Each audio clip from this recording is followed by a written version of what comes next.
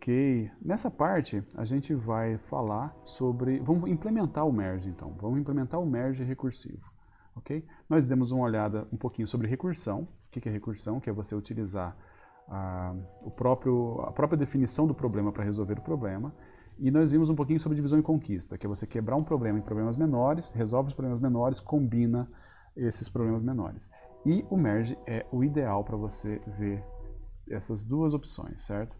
Para você ver esses dois conceitos, o merge é muito bom. Então eu vou chamar aqui vamos chamar de merge. Acho que é melhor aumentar a letra aqui para vocês conseguirem ver. Ok? Estão vendo?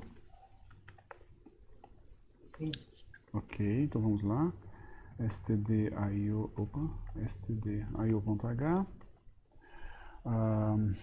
int void main int argc char asterisco argv. Vou criar aqui um vetor para a gente ordenar, certo? Vamos colocar um vetor de tamanho 16. Então meu n vai ser 16. Óbvio que é porque fica mais fácil a gente visualizar o que está acontecendo. E ele funciona com qualquer valor também, não precisa ser necessariamente 16, tá? Ele funciona com outros valores, a gente vai ver isso daí. Mas a gente vai fazer com 16 aqui. Vou colocar números pseudo-aleatórios, terrivelmente aleatórios, certo?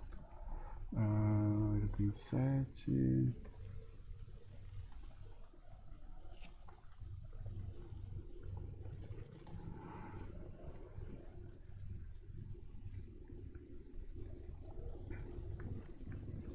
Acho que eu seria demitido no primeiro mês de geração de números aleatórios. Não daria certo.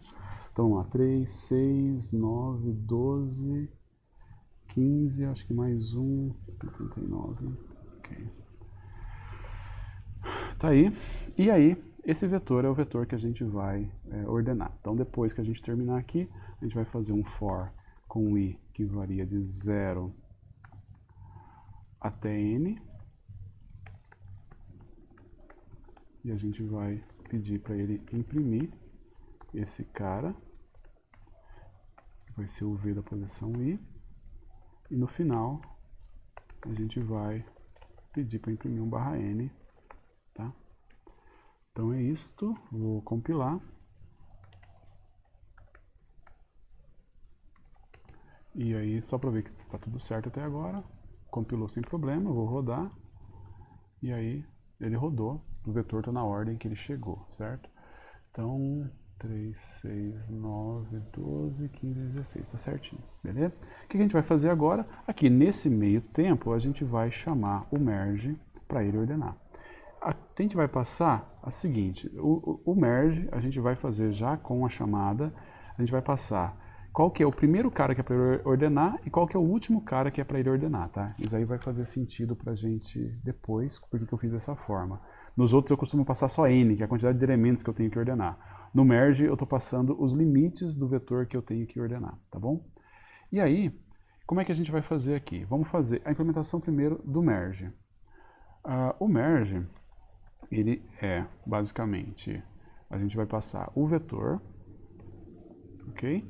A gente vai passar o começo, a gente vai passar o final desse vetor e a gente vai tentar ordenar isso daqui. A gente tem que ver o caso base. Qual que é o caso base? O caso base é quando ele tem quando o vetor tem um elemento, ou 0 elementos. Vocês já repararam que o 0 também é um vetor ordenado. Um vetor vazio é um vetor ordenado, certo? Então poderia ser um 0 ou um elemento, certo? Então eu poderia fazer assim, se o último elemento for maior do que o primeiro elemento, ou seja, se eu passar 4 e 4, quer dizer que tem um elemento só. Se eu passar 4 e 5, quer dizer que ele tem pelo menos dois elementos, o elemento 4 e o elemento 5. Então, nesse caso, eu tenho que entrar. A gente vai ver aqui que, na verdade, a gente vai implementar o caso base o caso base é não entrar no if, tá? Apesar de que isso é um pouco confuso, eu posso depois tentar transformar para ficar explícito o caso base, mas isso não acrescenta nada, tá? O caso base aqui é ele não entrar no if. Mas basicamente tá, se ele entrou aqui no if, quer dizer que eu não estou no caso base, e eu tenho que fazer a chamada recursiva. Eu vou dividir o vetor em dois, certo? Divido o vetor no meio e faço o merge em cada uma das duas partes. Para dividir o vetor no meio, eu vou primeiro calcular onde é que está o meio. O meio vai ser o começo mais o fim dividido por 2. Como o começo e o fim são inteiros, então essa conta aqui vai dar sempre um inteiro, vai fazer o arredondamento para baixo e isso funciona, não tem problema, ok? Se o número for ímpar, não tem problema, um cara vai ter um elemento a mais que o outro, mas isso não vai impactar em nada. Agora o que a gente vai fazer? A gente vai chamar o merge na primeira parte. A primeira parte vai do começo até o meio, e a segunda parte vai do meio mais 1 até o final. Certo? Isso daqui é as duas chamadas recursivas que eu preciso. É aquela história que a gente viu lá. Se eu tenho que ir do 0 até o 31... eu coloquei 31 aqui. 31 é do vídeo passado. Aqui é n-1, tá? Se eu for do 0 até o n-1, que no caso aqui é 15, se eu for do 0 até o 15, o que ele vai fazer? Ele vai pegar 0 mais 15 é 15, divide por 2, isso aí vai dar 7. Então vai do 0 ao 7, do 8 ao 15. Essas duas chamadas aqui. E agora a gente tem que intercalar. O intercala, a gente vai passar para ele o vetor, vai passar o começo e o final da primeira parte que está ordenada, que é do C até o M. Repara que esses carinhas aqui, olha, C, M, é exatamente o que eu passei para o primeiro merge aqui. Faltou colocar o vetor lá também, a gente já vai arrumar. E a segunda parte vai do M mais 1 até o F, que é essa segunda parte aqui, tá? Então eu vou colocar o V aqui e o V aqui. Ok, e por fim, eu fecho o if. Essa daqui é toda a implementação que eu preciso no merge. Ele está pegando o vetor, se o vetor tem mais elementos, então eu não estou no caso base ainda. Você pode imaginar que o caso base é não entrar no if. Não entrou no if, ele não fez a chamada recursiva e bola para frente. E se ele entrou no if, ele vai pegar e calcular o meio. E ele vai pegar e fazer o merge do começo até esse meio. E depois vai fazer o merge desse meio mais 1 até o final. E vai intercalar essas duas partes. A única coisa que está faltando para a gente completar esse carinha aqui é a intercalação das partes. A gente tem que implementar o método do intercala aqui. Certo? Então eu vou passar. Para o intercala eu tenho que passar o quê? Eu tenho que passar o vetor, que eu vou ordenar, o primeiro começo e o primeiro fim, o segundo começo e o segundo fim. Certo? É isso aqui que eu fiz. Passei o primeiro começo, o primeiro fim, o segundo começo e o segundo fim. Bem, agora a gente tem que tentar lembrar como é que o intercala funciona. O intercala, eu vou mostrar aqui no exemplo novamente. O que o intercala vai fazer? O intercala, ele vai pegar e ele começa, um cara começa na primeira porção aqui, vai começar na posição 0, outro cara vai começar aqui na posição 16, certo? E ele vai ficar comparando esses dois caras. Aquele que for menor, ele desce e avança esse contador. Achou outro cara menor, ele desce e avança o contador, tá? Então, na verdade, quando ele for rodar aqui, ele vai pegar, baixou o 0, avançou o contador, agora ele baixa o 1, avançou o contador, agora ele baixa o 16, avança o contador, abaixa o 17, avança o contador, abaixa o 18, avança o contador e assim por diante. É isso que a gente vai ter que fazer, certo? A gente vai ter que pegar e fazer essas comparações e avançando com os contadores. A gente já consegue perceber com isso o que a gente vai precisar aqui. Nós vamos precisar de... um outro detalhe importante. A gente precisa desse vetor aqui embaixo para poder colocar as coisas temporariamente, certo? Para a gente poder colocar o resultado temporário dessa minha intercalação. Isso daí é o custo adicional que eu tenho na hora que eu estou fazendo o merge. O merge precisa de um vetor adicional para poder colocar o resultado da intercalação, tá bom? Então, eu vou precisar criar um vetor alques aqui, vamos chamar de A só. E aí eu tenho que dizer, eu vou fazer assim, olha, eu vou fazer ele direto na pilha, mas o correto mesmo, se você quer trabalhar com vetores muito grandes, é você fazer na heap, usar um malloc aqui. Mas nesse caso, eu vou fazer direto na pilha e a gente vai... deixa para vocês tentarem substituir isso daqui pelo malloc, se for o caso. A única coisa que a gente tem que saber é qual que é o tamanho que eu vou usar aqui, que é quantos elementos eu tenho que ser capaz de armazenar dentro desse vetor. Eu tenho que conseguir calcular isso. Qual é o tamanho desse vetor que eu vou utilizar auxiliar? Meu vetor A vai ser o meu vetor auxiliar. Esse tamanho a gente pode calcular da seguinte maneira. Ele vai ser, para colocar as coisas que vêm do vetor 1, vai ser o F1 menos o C1 mais 1. Para colocar as coisas que vêm do vetor 2, vai ser o F2 menos o C2 mais 1, certo? Então vamos deixar desse jeito, que daí fica bem clarinho, bem claro o que está acontecendo aqui. Com isso, eu sei qual que é o tamanho do vetor que eu preciso para poder colocar os caras auxiliares ali, tá bom? Agora o que eu preciso também? Eu preciso de... Vamos criar dois contadores, que vai ser os contadores que vão dizer em que ponto dos vetores que eu tô, certo? Eu vou chamar esse contador de I1, que começa na posição do começo 1, e vou chamar de I2, que começa no começo 2, certo? E por fim, eu tenho que ter um outro contador, que é o cara que vai andar no A, certo? Vamos chamar esse carinha aqui de K, ok? O K começa na posição 0. Esse cara é o cara que está na parte de baixo, recebendo os carinhas que estão vindo na hora que eu estou fazendo a intercalação. Então ele começa na posição 0 e cada vez que eu baixo alguém, eu avanço com ele também, tá? Agora vem o laço. O que eu tenho que fazer? Eu tenho que imaginar o seguinte, se eu não terminei ainda os elementos dos vetores, eu tenho que ficar comparando esses caras. Isso aí é uma primeira fase. Então, na primeira fase, eu tenho que ficar pegando os caras da primeira parte do vetor e comparando com os caras da segunda parte do vetor, um a um, certo?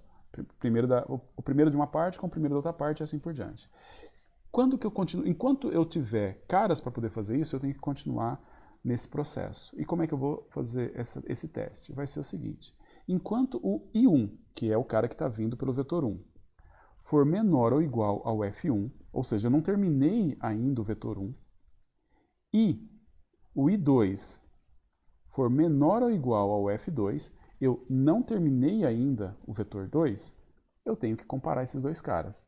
Eu vou fazer o quê? Eu vou comparar o V da posição I1, certo? Se o V da posição I1 for menor ou igual ao V da posição I2, significa que quem vai descer é o cara que está na posição I1.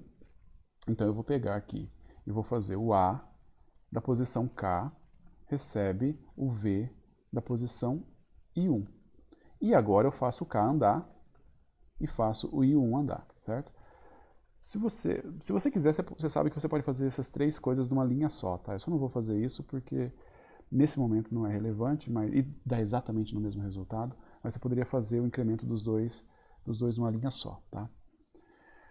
E aí fazer a atribuição e o incremento numa linha só. Não vou fazer isso para não confundir. E agora eu vou fazer a mesma coisa. O que acontece? Isso aqui é se o menor for o cara que está no I1. Mas eu tenho a situação onde o menor é o cara que está no I2.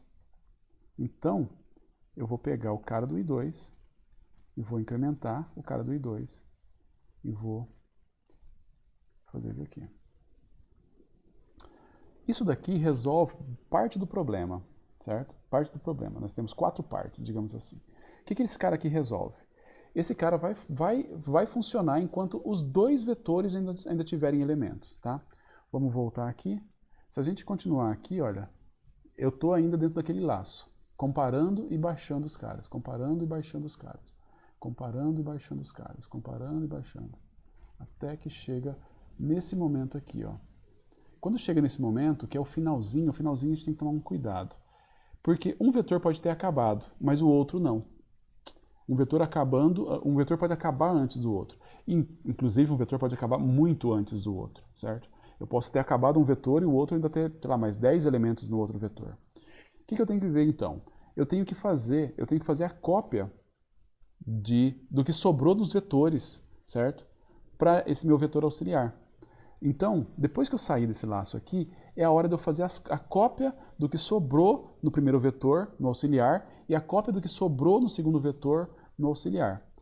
E é bem simples de fazer também. Como é que eu sei que sobrou alguma coisa no primeiro vetor?